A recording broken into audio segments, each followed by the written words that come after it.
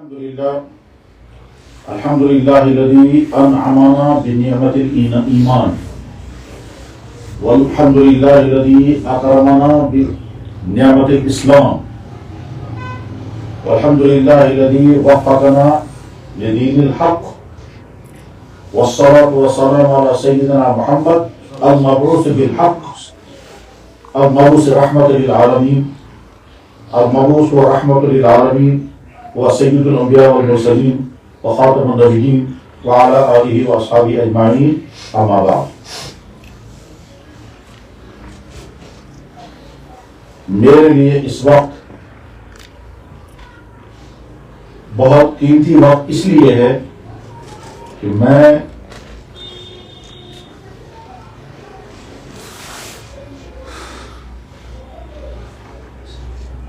اپنے ان نوجوان بھائیوں سے خطاب کرنے کا موقع پا رہا ہوں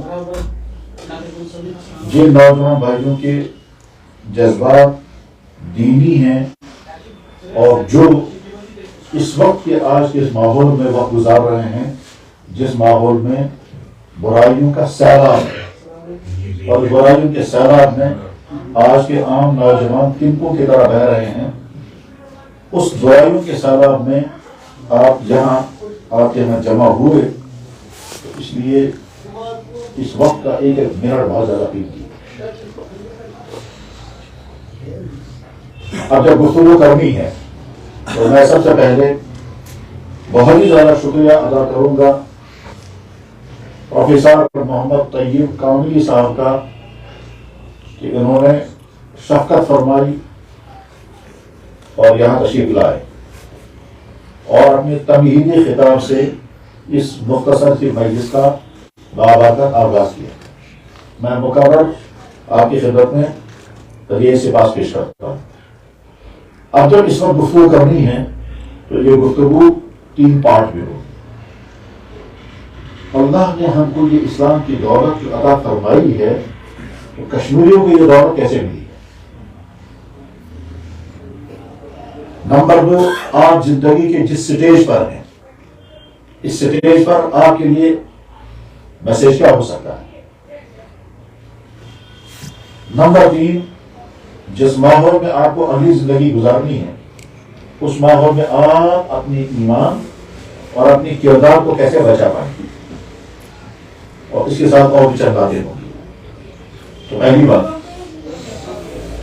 ہم اس اعتبار سے انتہا خوش قسمت ہیں کہ اللہ نے ہم کو ایمان کی دولت اور نعمت عطا فرمائی. اس دنیا میں انسان کو بے شمار نعمتیں ملتی ہیں مگر اگر ایمان کی دولت نہیں ملی ہے تو سمجھیے کہ وہ خوشحالی کی زندگی گزارنے کے باوجود جہنم کے راستے پر، چاہے سب کچھ اسے مہیا ہو. اور اگر سب کچھ مہیا ہے پھر بھی اللہ تعالیٰ فرماتے ہیں یہ بدترین ہے. ایمان سے محروم انسان کو اللہ تعالیٰ فرماتے ہیں یہ بدترین. ان الذین کفروا من اہل الکتاب والمشرکین فی نار جہنم خالدین فیہا اولئک هم شر البریہ. جو اللہ کی ذکر پھر اللہ کے حکم کے مطابق زندگی نہیں گزارنا چاہتے ہیں تو اللہ تعالیٰ فرماتے ہیں یہ بدترین. اور ایک جگہ فرماتے ہیں کہ الا کالانعام بل هم اضل. تو جانوروں سے زیادہ گئے گزرے ہیں کہ جو میری زمین پر رہ کر میری دی ہوئی نعمتیں کھا کر میری بسائی ہوئی یہ دنیا اس سے فائدہ اٹھا کر میرا دیا ہوا جسم اس کو یوز کر کے اس کے بعد پھر اپنی آنکھوں کو استعمال کریں گے میرے حکموں کے خلاف، اپنے کانوں کو استعمال کریں گے میرے حکموں کے خلاف، اپنے دولتوں کو استعمال کریں گے میرے حکموں کے خلاف اور بسیں گے میری زمین پر اور کھائیں گے میری پیدا کی ہوئی نعمتیں تو بدترین. ان الذین کفروا من اہل الکتاب والمشرکین فی نار جہنم اولئک هم شر البریہ. اللہ نے ہم کو ایمان کی دولت عطا کی ہے. ایمان کے معنی اس کائنات کے خالق و خالق کو ہم ماننے والے ہیں. اس کائنات کے لیے اللہ نے جو سب سے کامل ترین گائیڈ کرنے والا کامل ترین رول ماڈل رکھنے والی ذات محمد رسول اللہ صلی اللہ علیہ وسلم ہے.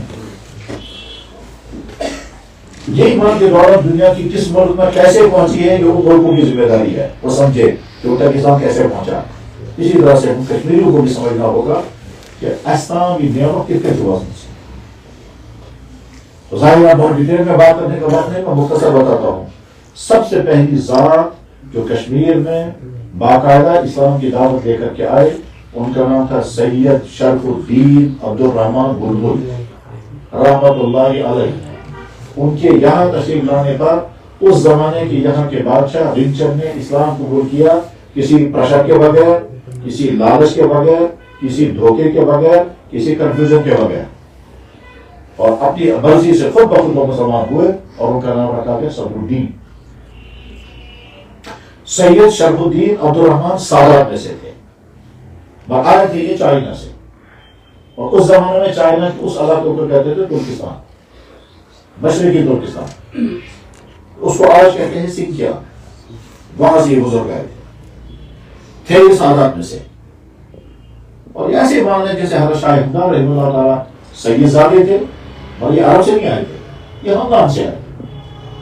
تو ہر دیکھیے سید شرف الدین عبدالرحمن پہلی شخصیت ہے جو باقاعدہ اسلام لے کر کشمیر میں آئے، اور ان کے آنے پر یہاں کا بادشاہ مسلمان ہوا. پھر اس کے بعد اس کے خاندان کے لوگ اور چند لوگ اور مسلمان ہوئے. کچھ عرصے کے بعد سید شرف الدین عبدالرحمن کی وفات ہو گئی، اور اس کے بعد پھر وہ بادشاہ صدر الدین اس کی بھی وفات ہو گئی.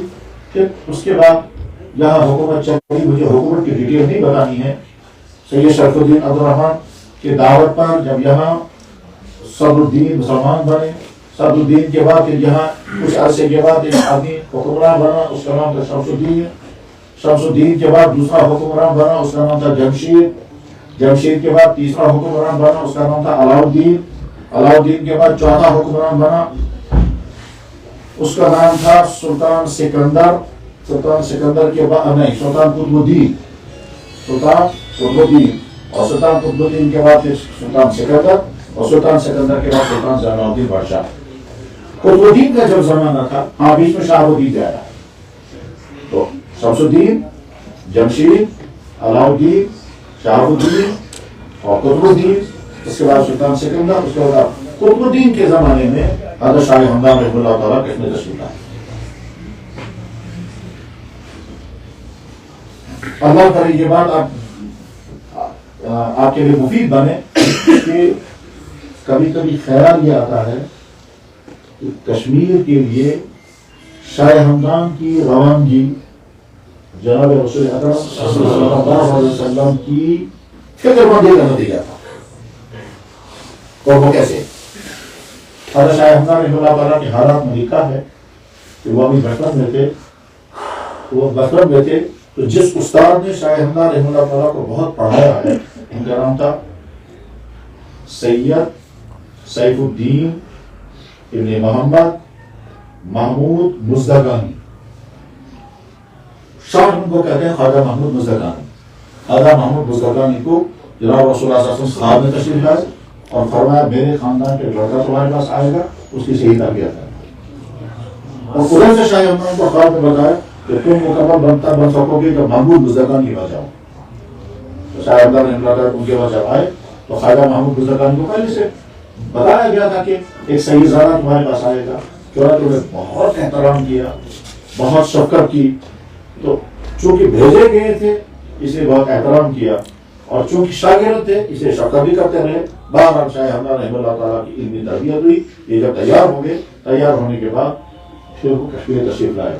تو تیاری کہاں سے کروائی گئی یہاں سے سمجھ سکتے ہیں. یہ واقعہ جو میں بیان کر رہا ہوں یہ واقعہ مختلف مصنفوں نے لکھا ہے. آسانی کے لیے میں آپ کا حوالہ بتا دیتا ہوں. ہمارے بڑے عالم گزرے ہیں یہاں سری نگر میں، بلکہ کاملی صاحب ان کو جانتے ہوں گے، بلکہ ان کے ساتھ رہے ہوں گے، ان سے فائدہ بھی اٹھایا ہوگا. حضرت مولانا سید محمد قاسم شاہ صاحب بخاری، ان کے صاحبزادے کا نام تھا ڈاکٹر سید فاروق بخاری. ڈاکٹر سید فاروق بخاری صاحب کی کتاب لکھی ہے کشمیر میں اسلام منظر پس منظر، اس میں یہ واقعہ لکھا ہے. اب حضرت شاہ ہمدان رحمہ اللہ تعالیٰ کی کشمیر تشمیر آئے. قطب الدین کا زمانہ تھا، اور اس کے بعد پھر یہاں کشمیر میں اسلام پھیلا. شاہ ہمدان نہ کوئی تلوار لے کر آئے، نہ کوئی فنڈس لے کر آئے، نہ کوئی کنفیوژن لے کر کے آئے، خالص سچا اسلام لے کر کے آئے اور یہاں کے لوگ مسلمان ہوئے. اس کے بعد شاہ ہمدان رحمہ اللہ تعالیٰ نے 3 سفر کشمیر کے کیے ہیں. مجھے ڈیٹیل نہیں بتانی ہے. 3 سفر کشمیر کے کیے. یہاں کی اکثریت نے اپنی مرضی سے، اپنے ارادے سے اسلام قبول کیا اور سچے راستے پر آ گئے. اس کے بعد پھر یہ کشمیر کا اسلام مضبوط نہیں ہو پائے گا، نہیں ہو پا رہا تھا، اس لیے کہ اب یہاں مستقل سادات کو رہنے کی ضرورت تھی، یا مستقل بزرگوں کو رہنے کی ضرورت تھی، اور اس کے لیے شاہ حمزہ رحمہ اللہ تعالیٰ نے سوچا کہ میں مستقل اب یہاں قیام کروں گا، اور اس کے بعد پھر یہاں کے لوگوں کی تربیت کی جائے گی. لیکن اللہ کا فیصلہ کچھ اور تھا. شاہ حمزہ رحمہ اللہ تعالیٰ کی وفات ہو گئی ختلان کے مقام پر.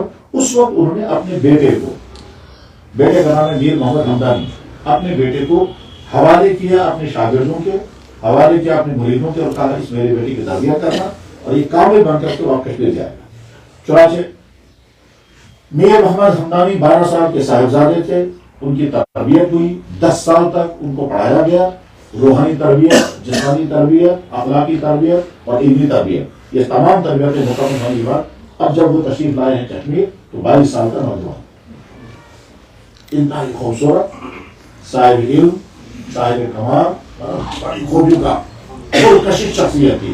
اور ان کے آنے پر پھر یہاں اسلام میں استحکام پیدا ہوا. جامع مسجد انہیں بنائی، خانقاہ بلّہ انہیں تعمیر کرائی، اور نہ جانے کہاں کیا خانقاہ تعمیر رہے، عالی مسجد، عیدگاہ، مالخانہ، اور کشمیر میں جگہ جگہ. بہرحال اس طرح سے کشمیر میں اسلام پہنچا. اس کے بعد ایک لمبی تاریخ ہے. ہر زمانے میں کون کون بڑے بڑے عالم یہاں رہے، محدث، فقیہ، اولیاء، شعراء وغیرہ وغیرہ، اور ہوتے ہوتے اسلام ہوتا تھا. یہ اس وقت کی گفتگو کا چیپٹر نمبر 1. چیپٹر نمبر 2، آپ اس وقت جوانی کی زندگی گزار رہے ہیں. یہ جوانی کی زندگی ایک طرف سے بہت قیمتی زندگی ہے، اور دوسری طرف سے خطرات میں گھری ہوئی زندگی ہے. خصوصاً آج کا جو زمانہ ہے، کون سا زمانہ ہے؟ جہاں باقاعدہ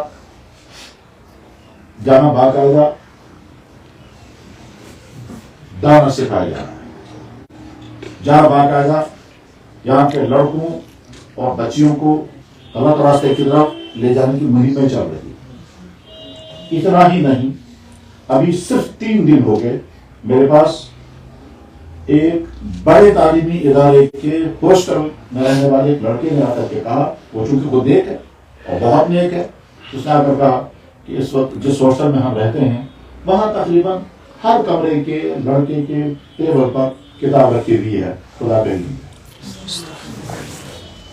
ہاسٹل میں رات بھر لڑکے ڈانس کرتے ہیں، کوٹنگ کرتے ہیں، لڑائیاں کرتے ہیں، اور میوزک سنتے ہیں، اور رات کے 2 بجے سوتے ہیں، اگلے دن 12 بجے اٹھتے ہیں. ٹھیک، یہ اس وقت ان کی میوزک، ڈرگس کرتے ہیں، آوارگی کرتے ہیں. جہاں یہ ماحول ہو، اس ماحول میں آپ جوان کو بھی زندگی گزاریں. اور جوانی کی زندگی چونکہ کچی عمر کی جوانی ہوتی ہے، کچی عقل کی زبان، اس لیے شوق کے نتیجے میں آدمی کہیں سے کہیں پہنچ جاتا ہے. تو لہذا میں شارٹ میں بتانا چاہوں گا کہ آپ کو اپنی جوانی کی حفاظت ایسے کرنی ہوگی جیسے ساری زندگی میں انسان اپنی آنکھ کی حفاظت کرتا ہے، تو آپ کی جوانی بچ جائے گی. اور اگر آپ نے اس میں کوتاہی برتی تو ہو سکتا ہے آج آپ بہت اچھے دیندار ہوں، لیکن کوتاہی برتی تو کل کو ہو سکتا ہے بہت بری حالت میں پہنچ جائے گی. اسی سری نگر شہر کے بہت اچھے انسان ہر اعتبار سے، مالی اعتبار سے بھی، اخلاقی اعتبار سے بھی، دینی اعتبار سے بھی بہت اچھے ہمارے جاننے والوں میں اچھے انسان اس معنی کر رہے ہیں، میں بتا دیتا ہوں. اچھے انسان اس معنی کر رہے ہیں کہ انہوں نے مجھے ایک مرتبہ بتایا کہ میں نے خواب میں جناب رسول اکرم صلی اللہ علیہ وسلم کی زیارت کی ہے، اور میں نے ڈیلیگیٹ ان کو دیکھا، اور وہ بہت غمزدہ حالت میں تھے، اور کشمیری نوجوان لڑکے اور لڑکی ان کی شکلیں بگڑی ہوئی تھی، اور اس کے بعد وہ حضور سے دور بھاگ رہے تھے. تو اللہ کے نبی بار بار فرما رہے تھے، میں تمہارا نبی ہوں، مجھے چھوڑ کر سمجھ آ رہا. ٹھیک ہے، جس شخص نے مجھے یہ واقعہ سنایا اسی شخص نے مجھ سے اصرار کیا کہ میں آپ سے ایک لڑکے کو ملانا چاہتا ہوں. چنانچہ انہوں نے لڑکا مجھ سے ملایا. اس لڑکے کے بارے میں انہوں نے کہا کہ ایک زمانے میں یہ لڑکا امامت کرتا تھا، ٹھیک ہے، اور آج وہ لڑکا کہتا ہے میں خدا کو مانتا ہی، اور ساتھ میں بڑے فخر کے ساتھ کہتا ہے میں حفیظ. پھر جب تھوڑی دیر گفتگو ہوئی کہنے لگا میں حفیظ نہیں، میں ایگنوسٹک. جہاں یہ ماحول ہو اس ماحول میں آپ جوان کو اپنی جوانی گزارنی ہے. ٹھیک ہے، کوئی دور نہیں ہے اس طرح کے انفیکشن آپ کو بھی ہو جائے گا. کوئی دور نہیں ہے آپ اپنے دماغ اور دل کو انفیکشن سے بچا لیں گے، مگر ہو سکتا ہے عملی طور پر کسی خرابی میں پھنس جائیں گے۔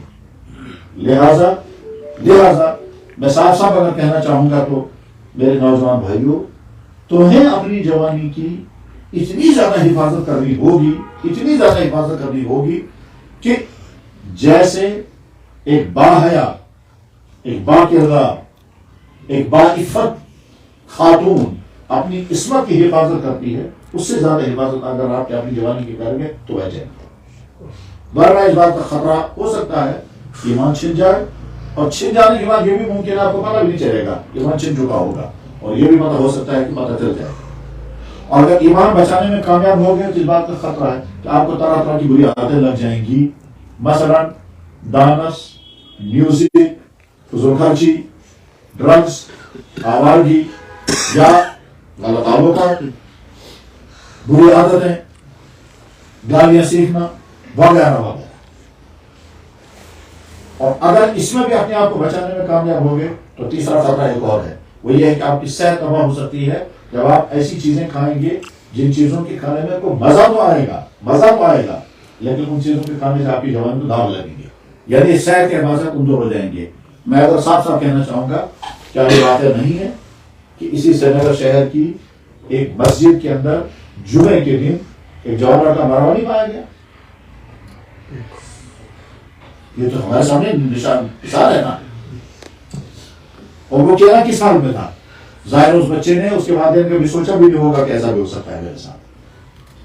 کیا یہ واقعہ نہیں ہے کہ اسی شہر کی ایک بیٹی کیا ہے یہ میں کسی اور میں جا رہی ہوں، ظاہر اس کے ماں باپ نے کبھی سوچا بھی نہیں ہوگا، خود اس نے بھی اپنے بارے میں کبھی سوچا نہیں ہوگا کہ میں اس اسٹیج پر پہنچ جاؤں گی۔ یہ علامت اس بات کی ہے کہ اگر ہم نے دیکھا کسی کو انفیکشن ہوتے ہوئے تو بھائی اپنے آپ کو بھی خطرے سے باہر نہ سمجھیں، جتنا محتاط رہیں گے، جتنی اپنی حفاظت کریں گے اتنا کم ہے۔ میں امید کرتا ہوں کہ آپ سمجھ رہے ہوں گے میں کیا بتانے جا رہا ہوں، لیکن میں اگر اور زیادہ کھل کر کے بتاؤں گا تو سمجھیں اچھی طرح سے اپنی ایمان کی حفاظت۔ اور ایمان کی حفاظت کے معنی کیا ہے کہ ہم اللہ کی ذات کے بارے میں، اللہ کے بھیجے ہوئے تمام نبیوں کے بارے میں، اور خاص طور پر خاتم الانبیاء جناب سید المرسلین حضرت محمد رسول اللہ صلی اللہ علیہ وسلم کے بارے میں، اور کتابوں اور خاص طور پر قرآن کے بارے میں ہمارا عقیدہ کیا ہے، اس عقیدے کو مضبوط کرنا ہے۔ اس عقیدے میں اگر کہیں سے کنفیوژن آ گیا، اور وہ کنفیوژن کسی تھیوری کی وجہ سے آئے گا، کسی بکس کی وجہ سے آئے گا، کسی ڈسکشن کی وجہ سے آئے گا، یا یہ جو چینلوں پر ڈسکشن ہوا کرتا ہے، چینلوں کا ڈسکشن کا مقصد بھی ایک ہوتا ہے کیا؟ کنفیوژن کو پیدا کرو۔ چنانچہ ڈسکشنوں میں لایا جاتا ہے، ایک طرف سے چند ماہر ہوں گے، ایک طرف سے کمزور سامنے مسلمان ہوگا جو بات ہی نہیں کر پائے گا، اور اس ضمن میں مسیح چلا جاتا ہے کہ صاحب یہ اسلام کو ڈیفائن نہیں کر پائے۔ ان چینلوں کے ذریعے سے آپ کو کنفیوژن ہو سکتا ہے دین اسلام کی کسی بھی چیز کے متعلق، تو اس وقت اپنے ایمان کو آپ بچائیں گے۔ اور یہ قرآن کریم نے بھی فرمایا، اور جناب رسول اکرم صلی اللہ علیہ وسلم کثیر من اہل کتاب لو یردونکم من بعد ایمانکم، بہت سارے لوگ ایسے ہیں جو چاہیں گے کہ تم اپنی ایمان سے محروم ہو جاؤ، تم اپنی ایمان کو چھوڑ دو، اور ہو سکتا ہے تو اس لیے کنفیوژن سے اپنے آپ کو بچائیں۔ کنفیوژن کہیں سے بھی ہو، چاہے کسی کتاب، چاہے کسی تھیوری، چاہے کسی ڈسکشن، چاہے کسی آدمی کے ذریعے سے کنفیوژن اگر آ گیا تو اپنے کنفیوژن کو دور کرنے کے لیے کسی ٹھیک جاننے والے سے کانٹیکٹ کریں اور اپنے کنفیوژن کو دور کریں۔ ایک نمبر دو، ایسا ہو سکتا ہے کہ آپ کے سامنے لالچ آئے، یا کوئی پریشر آئے، یا کوئی دھوکہ آئے، اور اس وقت آپ کو سمجھنا ہوگا کہ مجھے اپنے ایمان بچانا ہے یا چھوڑ دینا ہے۔ شاید وہ سارا اس وقت سمجھ میں نہیں آئے گا، ہاں یہ سمجھ میں تب آئے گا کہ جب وہ وقت آئے، اس وقت آپ نے سمجھ دو سوال بہرحال اپنی ایمان کی حفاظت۔ اس سے زیادہ اہم اس کا اگلا اعتبار ہے وہ یہ کہ اس وقت کے نوجوان جن خرابیوں کے زد میں ہیں وہ آسان نہیں، بہت مشکل۔ سیدھی بات ہے، ایک درخت اندر سے اگر کمزور ہو اور باہر سے موسم بہت گرم ہے اور ہوائیں تیز چل رہی ہیں، اس درخت اندر کی کمزوری کی وجہ سے درخت کے گرنے کے خطرے ہیں، باہر سے بھی ماحول بہت خراب ہے تو درخت کو کھڑا رہنا آسان نہیں۔ جب ہمارا ایمان کمزور ہوگا، معلومات پختہ نہیں ہوں گی، باہر کی ہوائیں خطرناک چل رہی ہوں گی، تو اس وقت آپ اپنی ایمان کے درخت کو یا اپنی جوانی کے درخت کو بچا لے جائیں، آسان نہیں، بہت مشکل ہے. اس لیے صاف صاف عقیدہ سن لیں کہ اب اس عمر میں شیطان یا نفس یا ماحول نوجوان لڑکے اور لڑکی کو ایک غلط راستے پر لے جاتا ہے، اور اس میں بظاہر تو مزہ ہوتا ہے مگر وہ تباہی ہوتی ہے. اگر آپ اس میں بچے ہوئے ہیں تو آپ کو بہت مبارک، اور اگر خدا نخواستہ کسی سے کوئی غلطی اس طرح کی ہو رہی ہے تو آج آپ کو اس غلطی سے نکلنا بہت آسان ہے، آگے چل کر بہت مشکل ہوگا. نمبر 2، اس عمر میں معمولی بات کا ٹینشن ہو جاتا ہے. مان لیجیے آپ کہیں ایڈمیشن کرنا چاہتے تھے، نہیں ہوا. مان لیجیے آپ جاب ڈھونڈ رہے تھے، نہیں مل پایا. آپ نے بزنس شروع کیا تھا، وہ کامیاب نہیں ہو سکا. آپ کہیں رشتہ کرنا چاہتے تھے، نہیں ہو پایا. آپ کی کوئی چاہت پوری نہیں ہوئی. آپ کے گھر والوں نے آپ کی بات نہیں مانی. آپ کہیں جانا چاہتے تھے، نہیں جا پائے. تو اس کے بعد کیا ہوگا؟ آپ کو ٹینشن ہو جائے گا. ٹینشن کے بعد پھر آدمی شیطان راستہ دکھاتا ہے ٹینشن فری ہونے کے لیے. تم تھوڑا سا یہ کرو، پہلے سیلر میں پھنس جائیں گے، سبوتن کرنے لگیں گے، آگے چل کر کسی رقص میں چلے جائیں گے، آگے چل کر کسی اور سے ہو جائیں تو پھنس جائیں گے اس میں. اور آپ تھوڑی دیر کے ریلیف کے لیے میں یہ کر لوں گا، پھر روز نہیں کرنا ہے. اور یہ بھی ہو سکتا ہے کہ کوئی نوجوان، آپ کا دوست، آپ کا کوئی بھی ہو کر کے آپ کو اس پر پھنسائے. دنیا میں کوئی بھی ماں کے پیٹ سے چرسی بن کر نہیں آتا. کوئی بھی ماں کے پیٹ سے بیڈ کریکٹر لے کر کے نہیں آتا. اور کوئی بھی ماں کے پیٹ سے اب نارمل سی لے کر نہیں آتا. وہ یہاں کر کے سب کچھ ہوتا ہے اللہ ماشاء اللہ. تو اپنی کردار کی بھی حفاظت ہے. اور کردار یہ بات آسان نہیں. جب آپ رات کے اکیلے میں ہوں گے اور آپ کے ہاتھ میں موبائل ہے اور اس موبائل میں ساری دنیا ہے اور آپ کو دیکھنے والا وہاں کوئی نہیں ہے. آپ خود اگر اپنی بات کریں گے تو ٹھیک. اس وقت آپ اپنے ساتھ کو سمجھیں کہ آپ کے پاس یہ آپ کی آنکھیں یہ آپ کی بنائی ہوئی نہیں ہے، کسی کی دی ہوئی ہیں. آپ کے پاس یہ کام یہ خود کے بنائے ہوئے نہیں ہے، کسی کے دیے ہوئے ہیں. ہم اس کے آنر نہیں ہیں، ہم اس کے مالک نہیں ہیں، ہم اس کے یوزر ہیں. اور یوزنگ کرنے ہیں بنانے والے کی گائیڈنس کے دائرے میں رہنا ہے، اس کے بعد نہیں جا سکتے. اور اگر جائیں گے تو بعد میں سزا کے لیے تیار رہنا ہے. میں ایسے انسان کو جانتا ہوں کہ جس کی آنکھوں کی لائٹ اچانک چلی گئی. میں ایسے انسان کو جانتا ہوں جس کی زبان بیٹھ گئی. میں اس انسان کو بھی جانتا ہوں جس کی زبان پر کینسر ہوا اور زبان کاٹ دی گئی. اور وہ شہر میں ہے، وہ شہر میں ہے. تو جب آپ کے اندھیرے میں آپ کے ہاتھوں میں موبائل ہوگا اور اچانک آپ جاگ جائیں گے اور نیند نہیں آئے گی اور کروڑے بدلتے رہیں گے، اس وقت آپ کہیں گے یہ کیا کر رہے ہیں؟ مجھ میں ہے تو اس کو کھول کر کے دیکھنا شروع کریں گے. اور پھر لائکنگ اور شیئرنگ جب سلسلہ شروع ہو جائے گا تو یہ کرتے کرتے کہاں سے کہاں پہنچ جائیں گے کچھ نہیں معلوم. بلکہ یہ بھی ہو سکتا ہے کہ آپ کسی بہت خدا ترس ولی خدا کی گفتگو سن رہے ہوں گے اور اس بیچ میں کچھ اور آ جائے گا. ایڈورٹائزنگ چل رہی اور کسی کچھ اور ہے. تو آپ بس میں اس چیپٹر کو ختم کر رہا ہوں.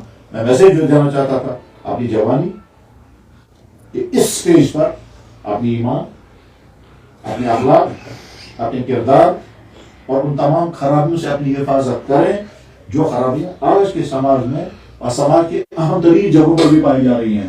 حتیٰ کہ اونچے تعلیمی اداروں میں کھلا کھلا ڈانس اور ناچ نغمے ہیں اور نام ہے تعلیم کے نام پر ناچ نغمے ہیں.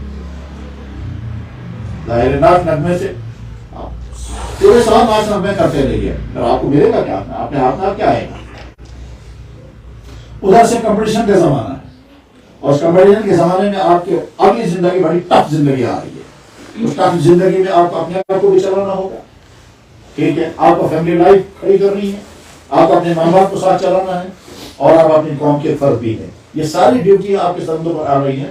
اور آپ جب آپ اس زمانے میں ناچ نغموں کے ساتھ رہیں گے اور جب رقص کے ساتھ رہیں گے تو اگلی زندگی آپ کی ناکام ہو جائے گی.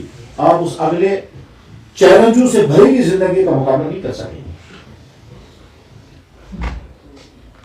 یہ بات مثال اس وجہ سے کہہ رہا ہوں کہ اس کی فکر ہم نہیں، ہم سے بہت بڑے بڑے لوگوں سے بھی زیادہ، بلکہ ہمارے والدین سے بھی کہیں زیادہ اس کی فکر تھی جناب رسول اکرم صلی اللہ علیہ وسلم کو کہ میری امت کے جوان اگر بگڑ گئے تو امت کا کیا بنے گا.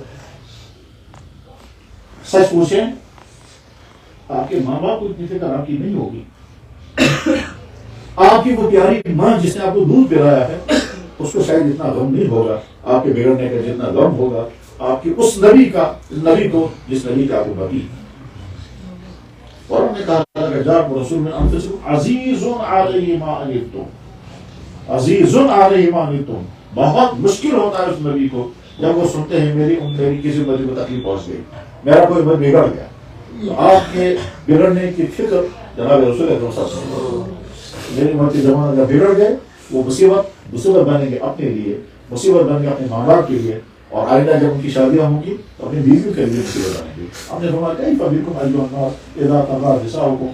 لوگوں تو تمیز کیا بنی اتری اب اس کو بنی انکنٹرول آسان اور تمہارے نوجوان فاسق و فاجر ہو جائیں گے. فاسق و فاجر ہونے کا معنی یہی فاسق کا فیتیاں ہو تمہارے جوان فاسق و فاجر ہو جائیں گے. کیا بنے گا؟ تو بس میں اس چیپٹر کو ختم کر رہا ہوں. تیسری بات، اگر یہ جاننا چاہیں یا کوئی پوچھنا چاہے انسانی تاریخ میں جوانوں کا رول کیا ہے تو جواب یہ وہ ٹاپک ہے کہ جس ٹاپک پر سال بھر کا گفتگو ہو سکتی. بظاہر اتنی لمبی گفتگو تو نہیں ہو سکتی، میں شارٹ میں عرض کرتا ہوں.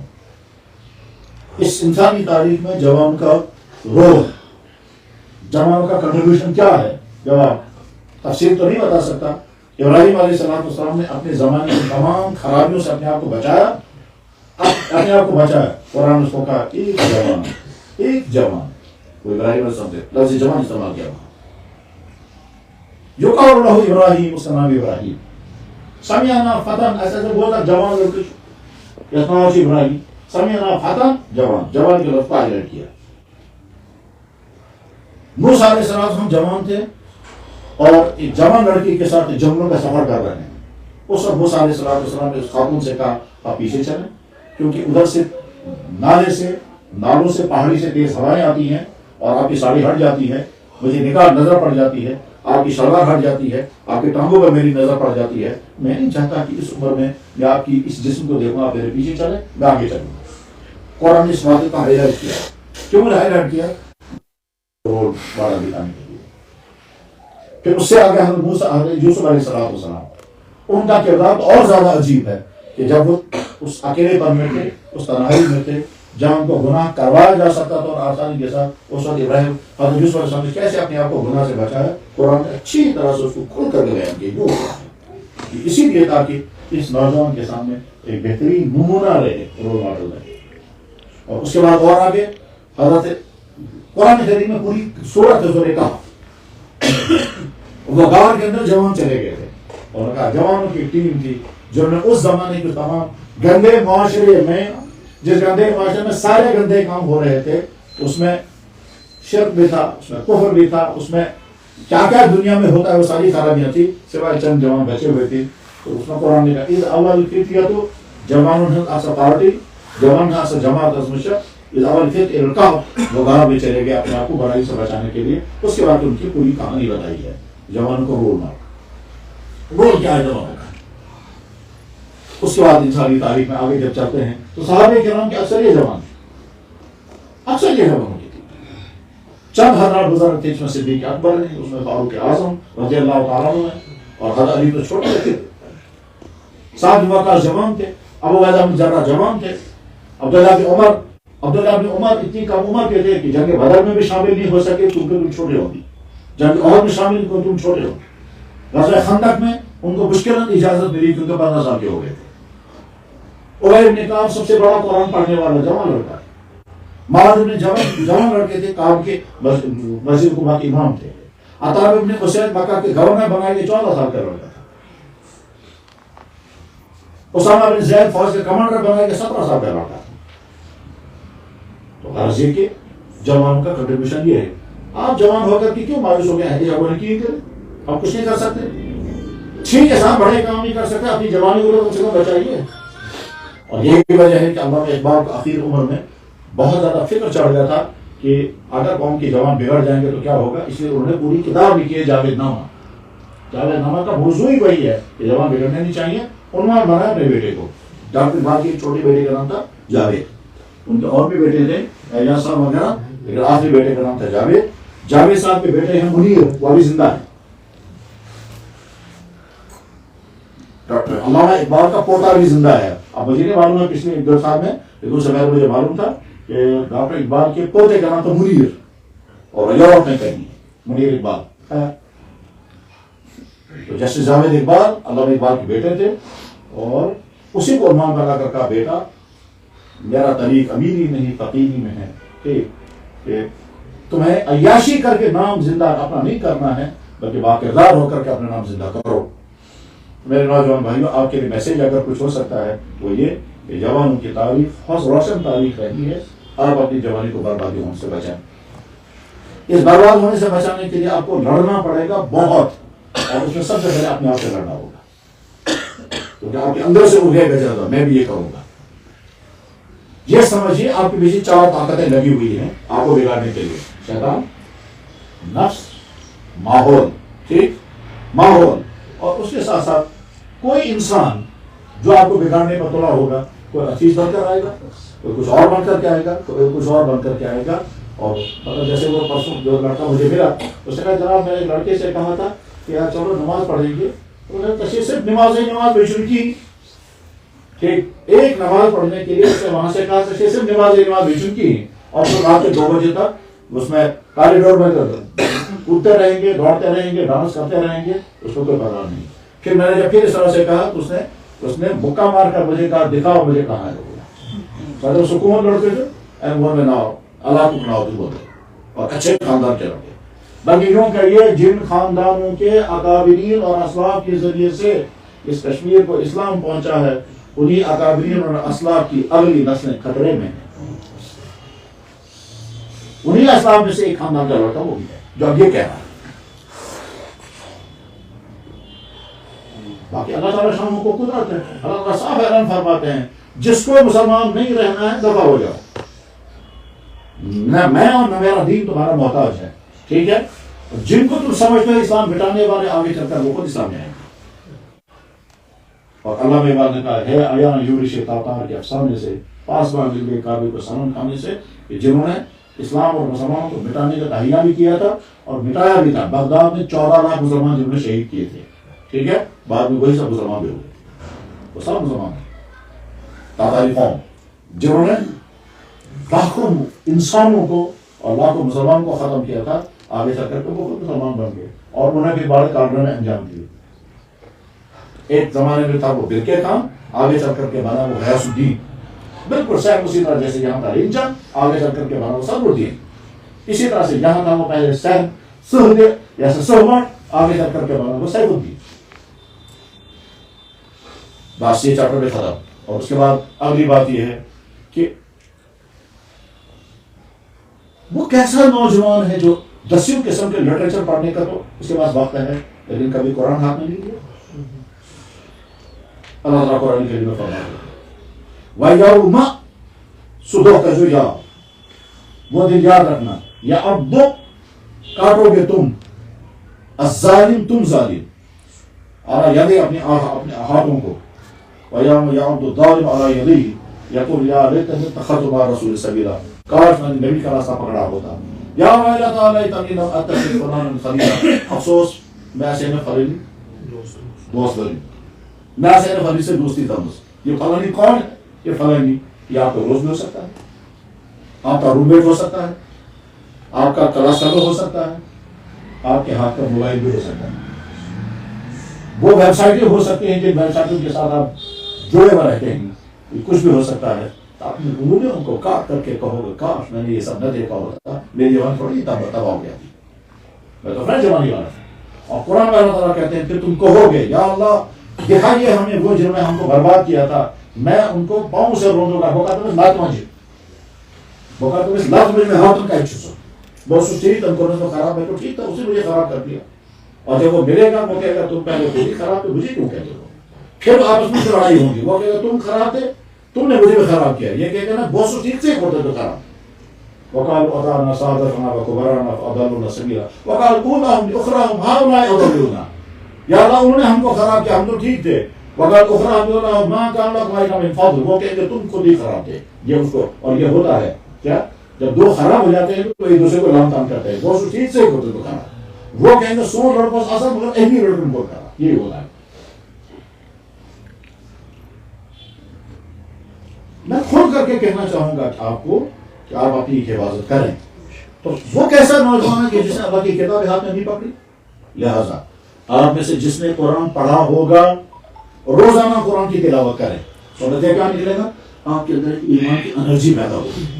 وہ انرجی آپ کو حالات کا مقابلہ کرنے میں مدد دے گی. مثلا آپ کے اندر ایمانی انرجی پیدا ہوئی, وہ آپ کو پتہ نہیں چل رہا ہے, آپ نماز کے پابند ہیں, آپ قرآن کی تلاوت کرتے ہیں, اندر ایک انرجی پیدا ہوگی. اس کے بعد آپ کالج گئے, سکول گئے, کوچنگ سینٹر گئے, جاب کرنے گئے, سڑک پر گئے, فنکشن میں گئے, آپ کو شیطانی اٹیک آئے گا. شیطانی اٹیک آئے گا, تم اس کے ساتھ اٹیچ ہو جاؤ, تم اس کے ساتھ افیئر شروع کر دو, یا وہاں سے اٹیک آئے گا. یہاں سے چونکہ ایمان کی حرارت مضبوط ہے, یہ اس کو بچا دے گی, اور اگر اندر سے کمزور ہوتے تو بچ جائیں گی. ایسے ہی جہاں سے اپنی ایمان کے امیون سسٹم کو پختہ بنائیں تو باہر کے بدکاریوں کے کووڈ سے بچ جائیں. باہر کے گندے کاموں کے کووڈ سے بچنا ہے تو اندر کے ایمان کے امیون سسٹم کو مضبوط بنائیں. اور جب ایمان کا سسٹم آپ کا مضبوط ہوگا پھر دنیا کی کوئی طاقت آپ کو ہلا نہیں سکتی. پھر تو انسان کچھ بھی کرنے کو تیار ہوتا ہے مگر اپنی جوانی کو داغ نہیں لگنے دے. اس میں ایک طرف سے نفس ہوگا, بڑا مزہ آئے گا اگر ہم یہ کریں گے, اور دوسری طرف سے ایمان ہوگا. یاد رکھیں جب گناہ سامنے آتا ہے اور گناہ بھی مزیدار گناہ سامنے آتا ہے تو اندر ایک جنگ شروع ہوتی ہے. کارا کننا اندر سے ایک کہے گا مت کرو, وہ ہوتا ہے ایمان. دوسرا کہے گا گولڈن چانس ہے کرو, موقع ہے کرو, آفر وہیں سے آ رہا ہے, پریشانی کیا ہے, تو آپ اندر کی جنگ شروع ہوگی. اگر آپ کا ایمان کا پارٹ مضبوط ہوگا تو وہ اس کی ریفٹ ہو جائے گی, اور اگر ایمان کا پارٹ کمزور ہوگا تو وہ غلط جائے گا. پھر جب آپ چلنے لگیں گے تو آپ اندر سے دھک دھک ہوگا, دھک دھک ہونے لگے گا, اور وہ دھک دھک کس کی علامت ہوگی؟ ایمان آپ کو جھٹکے دے رہا ہے, مت جاؤ, مت کرو. یہ اندر سے وہ دھک دھک کر رہا ہوگا, آپ کام ہے, ہارٹ بیٹنگ تیز ہو جائے گی. وہ ہارٹ بیٹنگ ایمان کی وجہ سے ہوگی. اور اس کے بعد جب چلتے رہیں گے یہاں تک کہ ہارٹ بیٹنگ ختم ہو جائے گی. پھر جس گناہ کی طرف آپ جا رہے تھے, آپ چاہے شراب پانے جا رہے ہوں, چاہے کسی سے بیٹنگ کرنے جا رہے ہوں, چاہے کچھ بھی کرنا, چاہے چوری کرنے جا رہے ہوں, جو بھی گناہ کرنے کے لیے جا رہے ہیں, جب آپ چلنے لگیں گے تو اندر کا دل اندر سے دھکے مارے گا, اور وہ ایمان ہوتا ہے. بیچ میں خیال آئے گا اللہ دیکھ رہے ہیں, بیچ میں خیال آئے گا ماں باپ اگر سنیں گے تو کیا ہوگا, بیچ میں خیال آئے گا, پھر اندر سے نفس کہے گا دیکھیں گے بعد میں کیا ہوگا, ورنہ مجھے تھوڑے روز کرنا ہے. آج تو بہت خوش قسمتی موقع ہے, آج موقع ہے, آج وارث جی کی. اس کے بعد جب بار بار کریں گے تو ایمان دھکے مارنا جھٹکے مارنا چھوڑ دیتا ہے, کیونکہ وہ کمزور ہو چکا ہوتا ہے, وہ سرنڈر کرتا ہے. پھر آپ کو کرتے کرتے بھی کیا ہوگا, مزہ آئے گا. پھر مزہ آتے آتے پھر کیا ہوگا, اندر کے ایمان کی کیفیت چونکہ بہت کمزور ہو جائے گی, اس کے بعد وہ بتانا بھی چھوڑ دے گا, بلکہ اور زیادہ انفیکشن ہو گیا تو اگر کوئی انسان آپ کو سمجھانے لگے تو اس کا سمجھانا بھی برا کرے گا, آدمی وہاں پہنچ جاتا ہے. پھر اس کے شیطان چاہتا ہے اور آگے, پھر آپ کو استعمال کرے گا, دوسروں کو بھی اس میں گھسیٹو, تب آپ دوسروں کو برائی کی طرف کھینچنے والے بنیں گے. پھر آگے چل کر کے شیطان ایک اور دھوکہ دیتا ہے, تم بولو اسلام دقیانوسی ہے, تم بولو اسلام میں یہ مسلمان بننا جو ہے یہ رجب پسند بننا ہے, یا بیکورڈ بننا ہے, ہمیں فارورڈ بننا ہے. فارورڈ بننے کا مطلب کیا ہوتا ہے, ڈانس کرو تو فارورڈ ہے, چرس پیو تو فارورڈ ہے, سیکنڈ ٹائٹ پہنو اور پھٹی ہوئی پینٹیں پہنو تو فارورڈ ہے. یہ شیطان ذہن میں ڈال دیتا ہے, اور آدمی سمجھنے لگتا ہے بس میں تو فارورڈ ہو گیا. فارورڈ وارورڈ کہیں نہیں ہوتا, وہ بیچارہ اسی گلی کا رہنے والا ہوتا ہے. تو بربادی کا نام فارورڈنگ ہوتی. میں ہو سکتا ہے آپ کو کچھ باتیں کڑوی لگ رہی ہوں, لیکن آپ کا دل دکھانا مقصد نہیں ہے, آپ کا دل دکھانا مقصد نہیں ہے. ہمدردی کی بات یہ ہے کہ آپ سے وہ بات کہی جائے جس کی آپ کو اس وقت ضرورت ہے. میں آسمان و زمین کے فلسفے طرح طرح کے ٹاپک میں سمجھ سکتا ہوں, لیکن وہ آپ کی ضرورت اس وقت نہیں. ناکام ہے وہ استاد جو بچوں کو گڈ سٹوری سنا رہا ہے مگر سلیبس نہیں پڑھا رہا ہے. بچوں کو نہیں پتا, ان کو مزہ آ گیا اسٹوری سننے میں, لیکن ان کو نہیں پتا ان پر ظلم ہوا ہے. ٹھیک اسی طرح سے میں سمجھتا ہوں آج کے جوان پر ظلم ہے کہ ہم اس کو کچھ اور سنائیں اور وہ نہ بتائیں جو اس کی ضرورت ہے, چاہے اس کو کڑوا لگے. اور کڑوا کیوں لگے گا, میں اس کے ہمدردی کی بات کہہ رہا ہوں اور کہنی ہے, بلکہ یوں کہیے کہ تم اپنے دشمن, میں تمہارا دشمن نہیں, میں تو تمہارا ہمدرد ہوں. اور میں نہیں، آپ کا نبی آپ کا ہمدرد ہے، اور اتنا بڑا ہمدرد اتنا ہمدرد تمہارے والدین نہیں ہے۔ قرآن نے کہا النبی اولیٰ بالمؤمنین من انفسہم، نبی کی ذات اقدس تمہاری جانوں سے زیادہ تمہاری شفیق ہے، نبی کی ذات اقدس کا حق تم پر تمہاری جانوں سے بھی زیادہ ہے۔ النبی اولیٰ بالمؤمنین من انفسہم معناه النبی اشفق بالمؤمنین من انفسہم، اور معناه النبی ارفق بالمؤمنین من انفسہم او احق بالمؤمنین۔ یہ ہم نے درسگاہ شروع کی، یہ آپ ہی جیسے جوان ہے، ٹھیک۔ ایک ایسے ماحول میں جب ہمارے والدین، اگر والدین کو پتہ چل گیا صبح کو 7 بجے بچے کو اسکول بھیجنا ہے، جناب 6 بجے ماں بچے کو اٹھائے گی اور 6-7 بجے تک تیار کرے، ہاتھ پکڑ کر کے سڑک پر کھڑی رہی، ابھی گاڑی آنے والی ہے، ماحول ہمارا یہ ہے۔ اور اسی بچے کو قرآن نہیں یاد ہے، جس نے نہیں پڑھا ہے، جسے گریجویشن تک کر لیے، ماں باپ کو کوئی پڑھ رہا ہے، کوئی فکر نہیں۔ جہاں ماحول یہ ہو، صورتحال یہ بن رہی ہے، اس صورتحال میں مسلمان بچوں کو قرآن، نمازیں، دین کی بیسک تعلیم دینے کے لیے ادارہ قائم کرنا اور چلانا کوئی آسان نہیں ہے۔ لہٰذا اس محلے کے جتنے بھائی یہاں ہیں، بایا اثر پر گوشو ان کو بہتر، ان کو لازم، ان کو بہتر، ان کو لازم مسوچون تو تہند بچہ گھس تات اسلامس پر برقرار روزِ یس اسلام سانو اکابرو اسلام واتن وچھو۔ یہ کچھ نیبر کر ولی خدا رحمہ اللہ تعالی، ٹھیک۔ اس سایسر رون باوجود اگر فرض کرو بینس گھر میں میون بچہ خراب ہو، یہ سایسر رون ہم سے کیا بھی کل تو یہی ہمارے ساتھ پڑے گا۔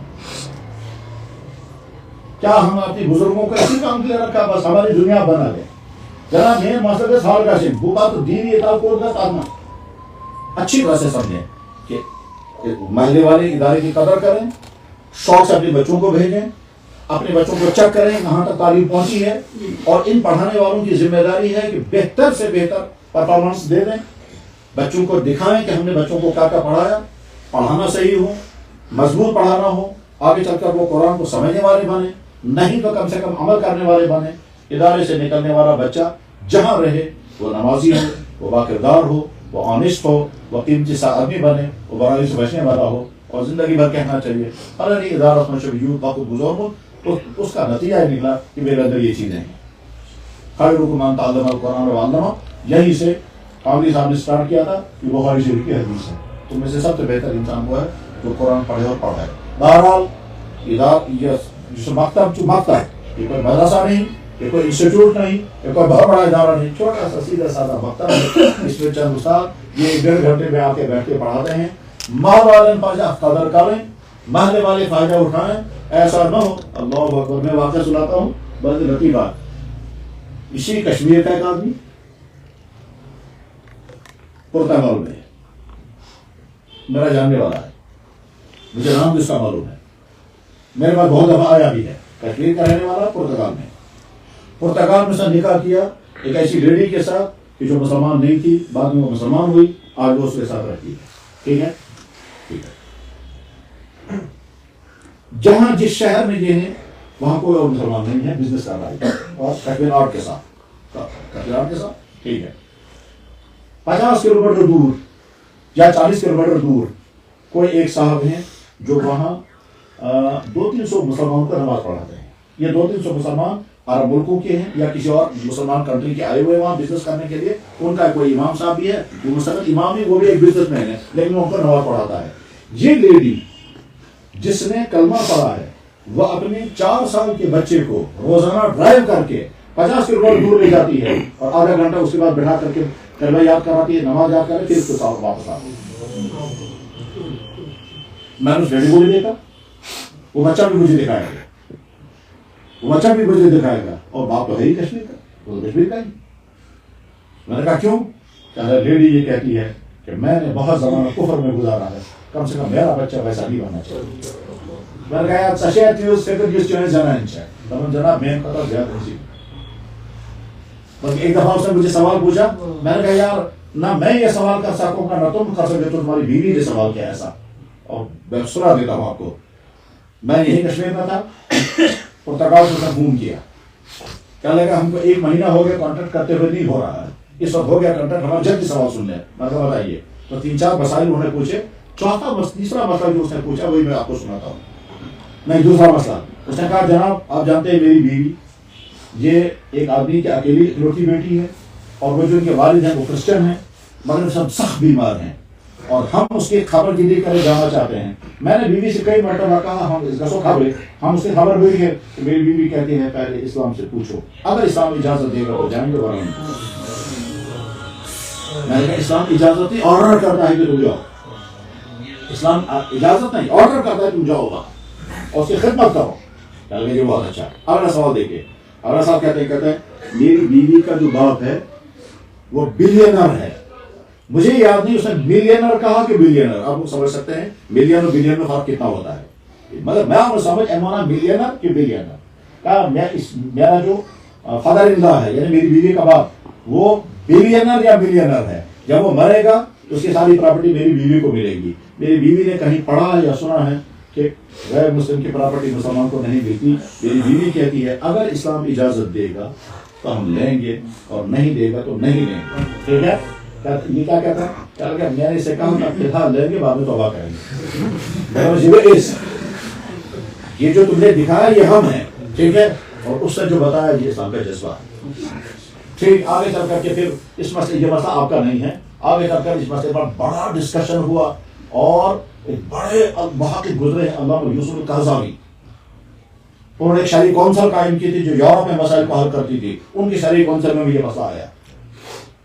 اس کا بھی یہ مسئلہ آیا اور ہمارے یہاں بھی فقہ اکیڈمی میں جب مسئلے پر بحث ہوئی تو غرض یہ کہ میں سمجھانا چاہتا تھا ایک لیڈی اپنے بچے کو قرآن پڑھانے کے لیے 50 کلومیٹر ادھر ڈرائیو کر کے لے جاتی اور شام کو واپس آتی ہے. آپ کے اپنے محلے میں انتظام ہے تو اس کا فائدہ اٹھائیں. میں کم گھر گھسنا بچوں یا سن بچے مکتبس میں جی اور مکتب سے فائدہ اٹھاؤ اور مکتب سے فائدہ اٹھا کر نمازی سیکھو، دعائیں سیکھو، قرآن پڑھو اور اس کے بعد آپ کا تعلق اپنے اللہ کے ساتھ، آپ کا تعلق اپنے نبی کے ساتھ، آپ کا تعلق اپنے قرآن کے ساتھ، آپ کا تعلق اپنے بزرگوں کے ساتھ اور آپ کا تعلق اپنے تاریخ کے اس حسین سلسلے کے ساتھ مضبوط ہوگا. اس حسین سلسلے سے گزرتے گزرتے یہ اسلام کی دولت ہم تک پہنچی ہے. اللہ کرے میری یہ منتشر سے گفتگو ہم سب کے لیے فائدے کا ذریعہ بنے.